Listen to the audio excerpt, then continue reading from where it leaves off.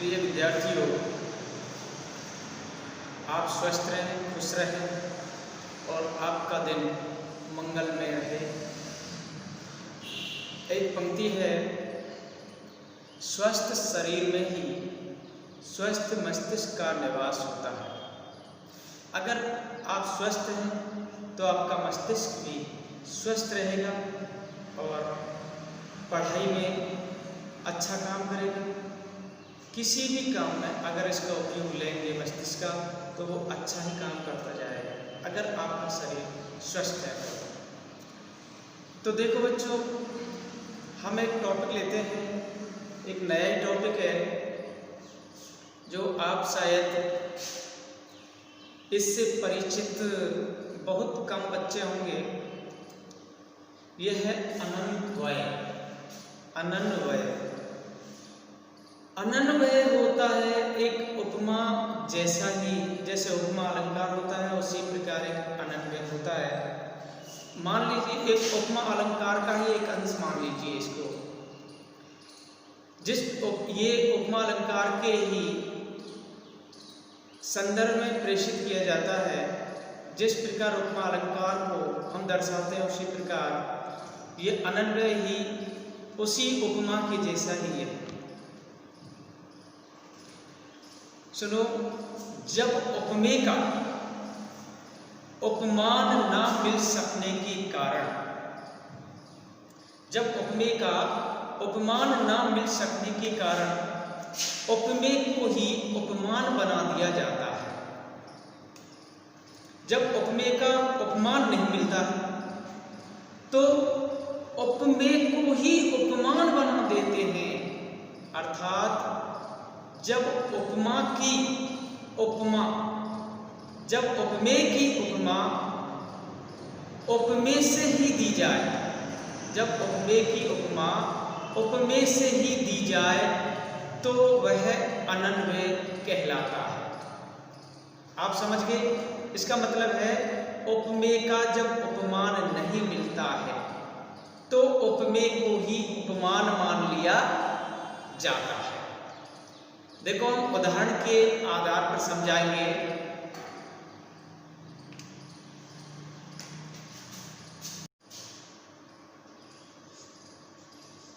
सुंदर नंद किशोर से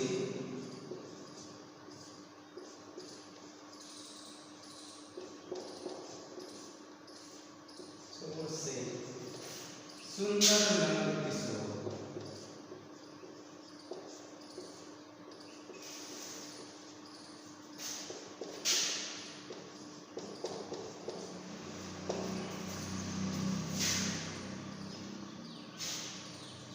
सुंदर नंद किशोर से सुंदर नंद किशोर, बच्चों, सुंदर नंद किशोर से सुंदर नंद किशोर, इसमें जो उपमेय कौन सा है? नंद किशोर। और उपमान, इसमें उपमान कोई भी नहीं है, केवल दोनों उपमेय हैं और इसी उपमेय को उपमान बनाया जाएगा। इसे तो अनन्वय कहते हैं। यहाँ सुंदर नंद किशोर के समान सुंदर नंद किशोर ही हैं। उपमान ना होने के कारण नंद किशोर उपमेय को ही उपमान बना दिया गया है। नंद किशोर जो उपमेय है उसको उपमान बना दिया गया है। नंद किशोर के समान ही नंद किशोर है, मतलब इसका कोई भी उपमान नहीं है, इस उपमेय को ही उपमान बना दिया है। तो ये क्या कहलाएगा? अनन्वय। अब देखो दूसरा उदाहरण लेते हैं। हरि को मुख सखी हरि मुख जैसो। हरि को मुख सखी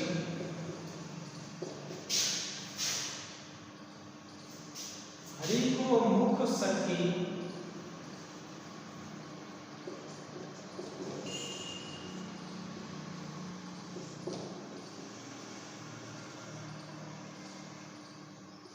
हरि को मुख सखी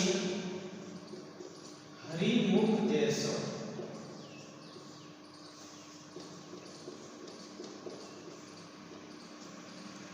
देखो ये उदाहरण है, हरि को मुख सखी हरि मुख जैसो। इसमें जो हरि का जो मुख है वो इसमें क्या हुआ, इसमें उपमेय हुआ। ये क्या है, उपमेय। अब इसमें इस उपमेय को अब उपमान देखते हैं, उपमान इसमें है नहीं है क्योंकि ये भी एक उपमेय का उपमेय ही है। तो इस उपमेय को ही उपमान बना दिया जाता है। अर्थात हरि का मुख, ये सखी हरि का मुख हरि के जैसा ही है, मतलब हरि के मुख को हरि के जैसा ही मान लिया गया, मतलब हरि के मुख की उपमा हरि के मुख से ही दी गई है। इससे ये क्या होगा, ये अनन्वय कहलाएगा। क्या कहलाएगा, अनन्वय।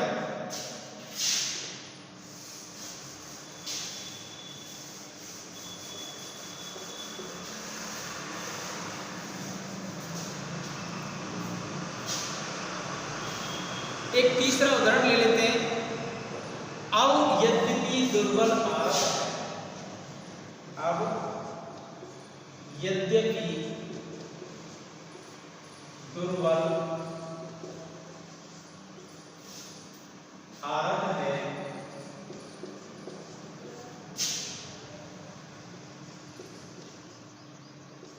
पर भारत के सम भारत है। देखो ये उदाहरण है।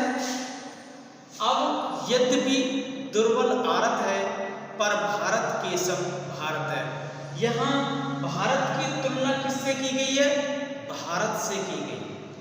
मतलब उपमेय को उपमान बना दिया, या भारत की तुलना किससे की गई है, भारत से की गई है। समझ गए आप लोग। ये क्या कहलाएगा, ये अनन्वय कहलाएगा। देखो बच्चों, अब हम इस अनन्वय को तो समझ चुके हैं।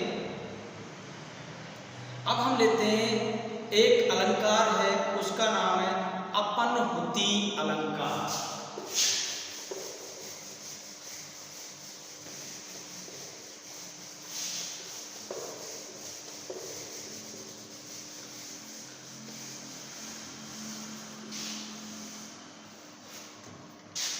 अपनहुति अलंकार।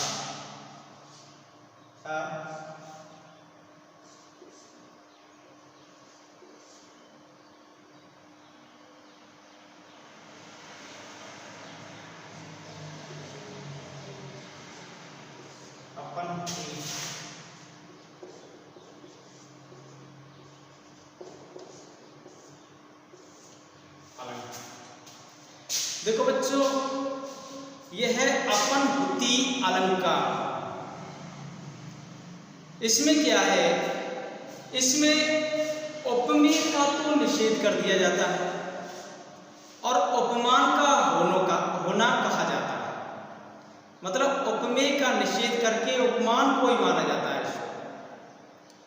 जब उपमेय का निषेध करके उपमान का होना कहा जाए, किसी वस्तु या तथ्य को छिपाकर उसके स्थान पर किसी झूठी वस्तु या कथन की स्थापना की जाती है, वह अपनहुति अलंकार के अंतर्गत आती है।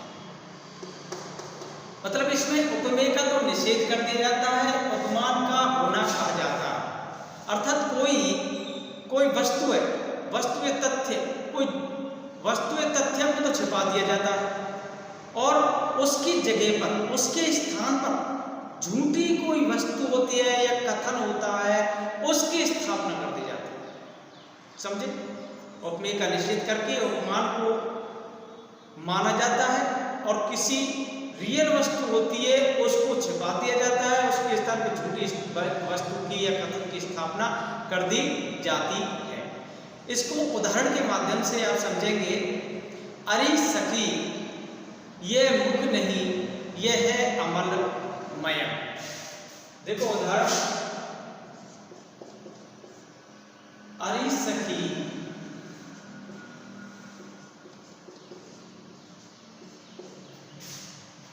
यह मुख नहीं,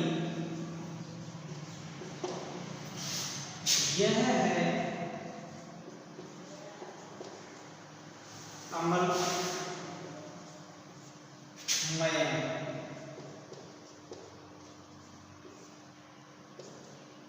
देखो ये उदाहरण है, अरे सखी ये मुख नहीं, यह है अमलमयम। समझे? मयम कहते हैं किसको? चंद्रमा।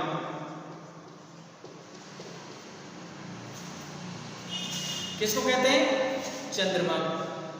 यहां मुख को देखकर कहा है कि यह मुख नहीं, चंद्रमा है, चंद्रमा। इस प्रकार उपमेय का निषेध करके उपमान का होना कहा गया है। यहां पर जो मुख है, सखी कहती है कि जो ये तेरा मुख है ना, वह मुख नहीं है, वह तो चंद्रमा है। मतलब मुख मुख में है और चंद्रमा क्या है? उपमान। मुख उपमेय है और चंद्रमा उपमान है, तो इस मुख को तो मुख माना ही नहीं है। मुख को मुख नहीं माना है, इस मुख को क्या मान लिया? चंद्रमा। तो जब इसको मुख को मुख ना मान करके चंद्रमा मान लिया जाता है, अर्थात यहां उपमेय का निषेध कर दिया और उपमान का होना कहा गया है, तो ये आएगा अपन होती अलंकार। समझे? अब हम एक दूसरा उदाहरण लेते हैं। देखो, अभी उम्र कुल 23 की थी, मनुज नहीं अवतारी थी, हमको जीवित करने आई, वह स्वतंत्रता की नारी थी। देखो उदाहरण लेते हैं।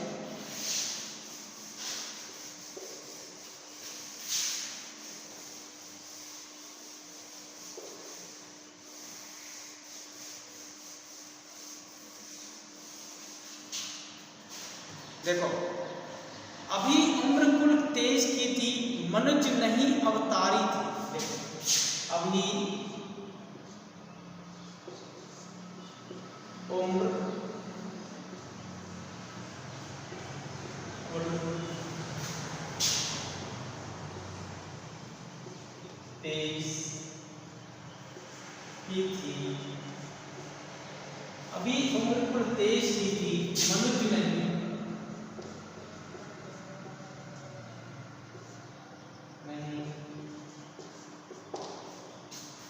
अवतारी थी।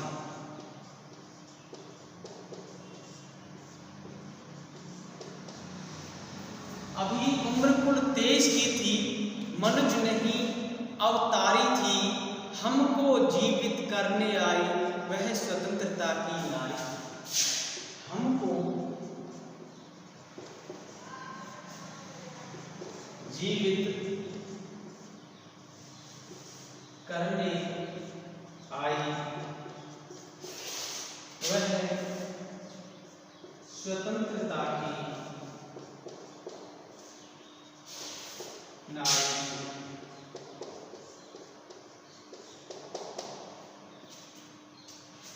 देखो ये दो पंक्तियां हैं। अभी उम्र कुल 23 की थी, मनुज नहीं अवतारी थी, हमको जीवित करने आई, वह स्वतंत्रता की नारी थी। आपको ये तो पता है कि ये पंक्तियां कहां से ली गई हैं? ये पंक्तियां झांसी की रानी लक्ष्मीबाई से ली गई है। झांसी की रानी जो लक्ष्मीबाई हुई थी, देशभक्त, वहां से ये पंक्तियां ली गई है। अब इन पंक्तियों में जो झांसी की रानी थी उसको कवि ने मनुष्य नहीं बताया, उसको क्या बताया? देवी। अब बताया मनुष्य क्या हो गया इसका? उपमेय। और ये रसायन है, ये क्या हो गया? उपमान। तो देखो कि कवि ने कहा है कि ये जो झांसी की रानी थी ये मनुष्य नहीं थी, यह एक देवी का रूप था, यह एक देवी थी। इसमें झांसी की रानी के मनुजत्व का निषेध करके देवत्व की स्थापना की है। अतः यहां अपनहुति अलंकार है। मनुजत्व का निषेध कर दिया उपमेय का, और उपमान का होना कहा गया, अर्थात देवी को देवी मान ले कि मतलब ये बताया है कि ये मनुष्य नहीं थी, ये देवी थी। उपमेय का निषेध कर दिया, उपमान को मान लिया, तो ये क्या कहेगा? ये अपनहुति अलंकार कहा गया है। तो बच्चों आप सभी के ये अपनहुति अलंकार को आप समझ गए होंगे और अनन्वय को भी आप समझ गए होंगे। तो मैं सभी बच्चों से ये कहता हूं कि इसका अच्छी तरह से अभ्यास करते रहें, जिससे कि सदा सदा के लिए बने रहें और आपके कोई भी कंपटीशन में अगर आ जाता है तो वहाँ भी ये काम आएंगे। क्लास में तो आएंगे ही आपके बीए फाइनल में, बीए फाइनल के कोर्स में ये जो मैं पढ़ा रहा हूँ सारे अलंकार बीए फाइनल के कोर्स में है। इसके अलावा कोई भी अलंकार इससे आउट नहीं आ सकता है, क्योंकि अलंकार केवल यही आएंगे जो मैं केवल पढ़ा रहा हूँ। BA final Rajasthan university, Rajasthan university के अंतर्गत जो कोर्स आ रहा है बीए फाइनल का, उस बीए फाइनल के कोर्स के तहत ही मैं इनको पढ़ा रहा हूं। बच्चों आप इनका अच्छी तरह अभ्यास करें। धन्यवाद।